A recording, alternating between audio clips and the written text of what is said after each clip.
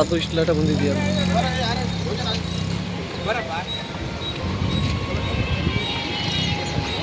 ಪ್ರಶಾಂತ್ ಬಂದ್ಬಿಟ್ಟಿದ್ದೆ.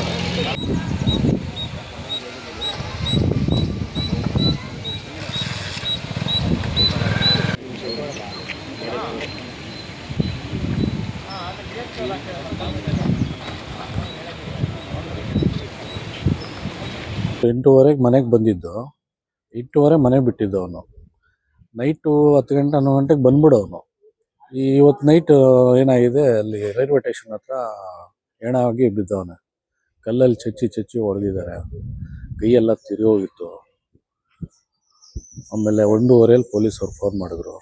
ಬಂದು ನೋಡಿದ್ರೆ ಕಲ್ಲಲ್ಲಿ ಬೆಜ್ಜ ನೋಡಿದ್ಬಿಟ್ಟವ್ರ ತಲೆಗೆಲ್ಲ ಸ್ಪಾಟ್ ಆಗ್ಬಿಟ್ಟವ್ರೆ. ಪೈಂಟ್ ಕೆಲಸ ಮಾಡ್ತಾ ಇದ್ದ. ಒಂದು ಗಂಗಂಬಡಿ ರೋಡು, ವಾರ್ಡ್ ನಂಬರ್ 9. ಮದುವೆ ಇಲ್ಲ, ಇನ್ನು 27 ವರ್ಷ ಅವನಿಗೆ.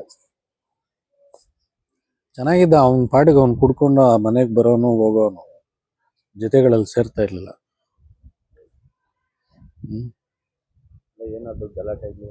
ಅದೇನಾಗಿದೆ ಗೊತ್ತಿಲ್ಲ, ನೈಟ್ ಆಗಿರೋದಿದ್ದು.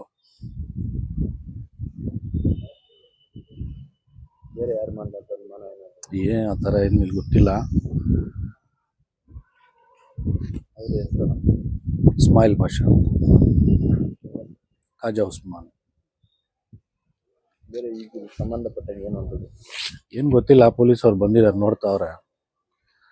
ನೋಡಾದ್ಮೇಲೆ ಗೊತ್ತಾಗುತ್ತೆ. ಅಂತಾರೆ, ಏನು ಗೊತ್ತಿಲ್ಲ ಅವನಿಗೆ.